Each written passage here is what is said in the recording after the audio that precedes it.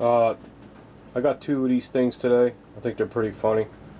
It's a little parrot, tells a girl to show us her tits, and a bullshit megaphone.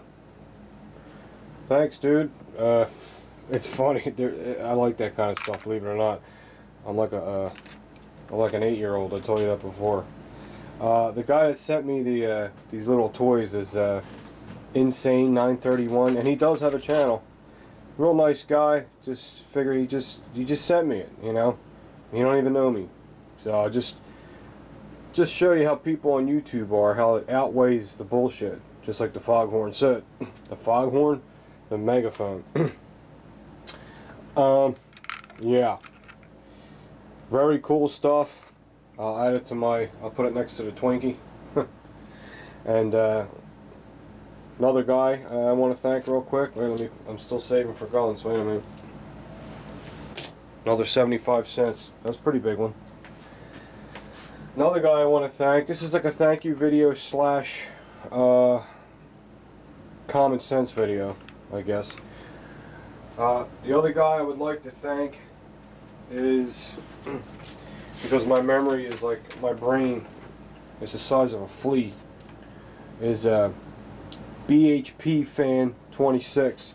BHP Fan 26 also has a channel and great videos. Okay? And I just wanted to mention them two guys because if someone sends me something, I don't like to show it all the time. I just feel funny about it. But I need to show you this because this is something I really need, and I guess he heard me say it, and he hooked me up. He sent me a 17-round magazine for my Beretta M9. 17-round magazine, brand new Mec-Gar. Everyone knows Mec-Gar magazines are top notch. This ain't no Taiwan crap, aftermarket bullshit. This is a good magazine, and thank you very much. He also sent me a trigger pull scale. Dude, I've been wanting one of these for so long, and I didn't buy it. I did not buy it because I was cheap. I just never got around to getting one, and now we could do some really good videos on trigger tension.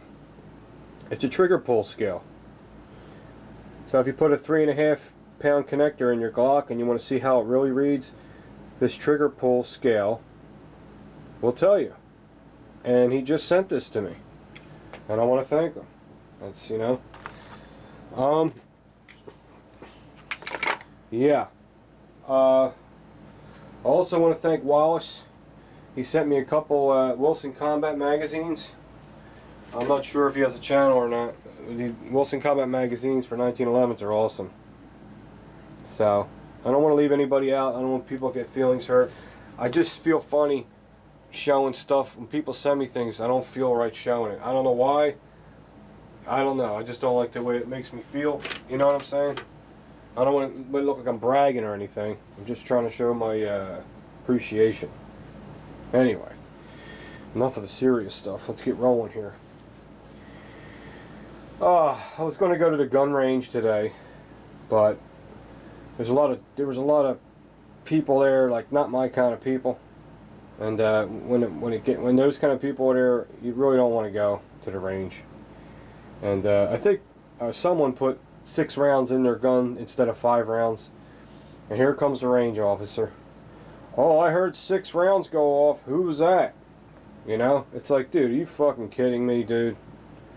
Is this a fucking gun club or not? What is this place? You know? And he was weird looking too. He looked like fucking Lou Diamond Phillips. His face looked like a fucking ladybug. And just a weird looking dude. That place gets on my nerves. I'm sorry. I go there because it's so close by. You know, they have the reel system for, the pulley system for self-defense, and it's always taken up. And I said, why can't I, since this is a shooting range, this is a gun range, right? Why can't I bring a stand-up target and put it 40 feet away and shoot at it? Why can't I do that? They don't have an answer. You're just not allowed to do it. That's stupid. They don't even have a fucking answer. Anyway, sorry about the vent, but man, does that get on my nerves. We're really closing in on 25,000 subs. I'm going to be doing the giveaway soon, probably in a few days, I would think, unless I get boycotted or something. I want to have a couple other place winners. I feel so bad. I got all these video responses. All these guys are sending me video responses, and I want to give them all something. You know, I can't though. And everyone has a good excuse. I'm trying to give the guy that needs it the most. You know, I'm trying to give the parts to somebody. I'm not saying everyone else ain't going to appreciate it, but I wanted to give it to the guy that really needs it. You know, he can't get it because he ain't got nothing. You know what I'm saying? Or he's just really down on his luck right now. I want to give it to someone that's going to embrace it and appreciate it, not to someone that already had. I see a lot of AR-15s in there that are already updated. I mean, they're already upgraded. I don't know why some of them guys entered, because that's really not right. I'm looking for a stripped down AR, a guy that really needs the parts. Like I said, I don't want to send you guys parts and you use one part and the other parts will be on a shelf when another guy can use all the parts. So please don't get ass hurt if you don't get picked. But there is going to be a second and third place winner, maybe even a fourth place winner, because I want to give more to, you know, for the contest. Because I'm flattered that everyone even entered. You know what I mean? So, there's an update on that. Yeah, let's get to what the video's about. What did I just waste? How much time? Oh, that's right. My $630 camera don't have a fucking time on it. But my piece of shit $40 still camera Kodak has a timer on it. It's probably me, I just don't know how to look for it. But it should be displayed, don't you think? We gotta get something straight here. A lot of people are trashing different guns and this and that. And you know, I used to be the same way when I first started getting into guns. And even when I first started on YouTube, I was a little biased here and there. But I've learned a lot. So I've come a long way. And, you know, I like to share you my opinion. Now, every gun on that table, someone has something to say about that company. Let's start with Glock. I got a lot of subs, right?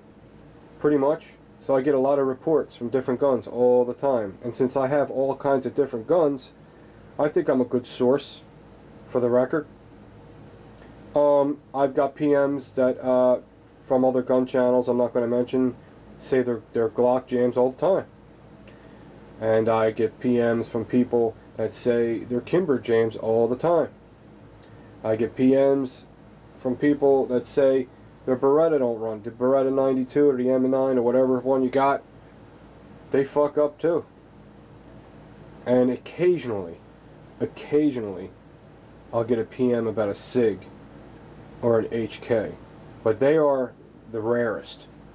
So out of all these guns, from my PMs and reports, the HK and the SIG I hear less about. Now, can I go by that? I think so. Yup. I mean, the channel, the videos have 4 million views altogether, so I think I have a good idea of what guns run pretty well. But you can't go by that too much. Listen, if the Beretta M9 was such an unreliable gun, do you think it would have been in our military for 25 years? Maybe 5 years. Fuck. Hold on, I'm not going to show my phone this time. Alright, I don't know how to don't answer, so I'm just gonna not answer it and let it ring and fuck up my whole video. And here it goes, and it goes. Now this one rings a lot. My other phone only rang 4 times. I'll just wait for it to stop. Thank you. Now I'm all fucked up. I should have left the friggin' thing upstairs. I'll tell you, you can't go by, like I said, here's a prime example. I had a Beretta before. I had a Beretta 92 FS. I had problems with it. It was fucking up every which way you can imagine. Okay? I couldn't even get through 25 rounds. I couldn't get through 50 rounds. I knew it was a fucked up gun. Okay? I gave it a second chance. Because if our military's using the same model for 25 friggin' years, there's got to be something good about it. Okay? If it was a bad design, our military probably would have got rid of it after 5 years. Or maybe after 10 years, even that's too long. But 25 years, it's got to be a good pistol. It's got to be a good pistol, sorry. So, if you're having a problem with your pistol, it's you have a particular gun that's having problems. It's not because it's a Beretta 92 or a Beretta M9. You got a bad gun like I did. So I bought another one. Like I said, I got 100 rounds through it. I shot 2 different kinds of ammo through it to give it a kind of a challenge, and it ate it all. And so far, I'm a little still leery because of the other one I had. So we'll see how it goes. But right now, it's functioning perfect, and it shot great. My first Gen 4 Glock was screwing up left and right, stovepiping, failure to feed, slide not locking back on an empty magazine. You name it, it screwed up. But I know Glocks are great guns. I have a lot of faith in Glock. I said I don't care. They're still on the shelves. They're still selling them like mad. The Gen 4s I'm talking about. They must be fine, or they must have fixed the problem. Bought it again. No problems. Got, I don't know, 200 rounds to it. Not one issue. So I feel good about this. Feeling pretty good about this. You can't go by that. I hear a lot of Kimber's jam. I hear that. You know how much I hear that? I hear that more than anything. More than anything on this table, I hear Kimber's jam. Kimber's jam. Kimber's jam. That's all I hear. I have 2 Kimbers. This one hasn't jammed yet. My other one, this Kimber Custom 2, has never jammed yet. The one in the Custom 2, I think it has I don't remember, 150 rounds to it. It hasn't jammed once. This is new, so we got 50 rounds to it. I think it's fine. It didn't hiccup one time. Okay. So you got a bad gun. Here's a regular Glock, 3rd generation Glock. Yep. Horror stories about this one too. The guide rod's breaking, the pull down tabs falling out onto the floor and falling apart, and jamming too. My friend has a Glock 27. He's a Pennsylvania YouTuber, and his jock jams. His friggin' Glock jams every so often. His Glock 27 jams all the time. He told me. All right. This one I'm lucky. This one has never jammed yet. I haven't shot it a lot, but it hasn't jammed yet. So far, all the guns on this table so far have 0 defects. So don't condemn. It sounds cliche, but don't condemn a whole bunch for a few bad apples. That's gay as it gets, ain't it? That's the gayest thing you can say. Alright, I might have to put a pair of pink panties on like Bill has right there. But you can't say that. Another person used to believe, he told me, well dude, 1911's jam. Well, you know what? I got more 1911s than anything in my safe, and I've never seen my 1911s jam. Not once. I shoot them more than anything. That guy got bad ones. You can get a couple bad guns, it happens. Believe me.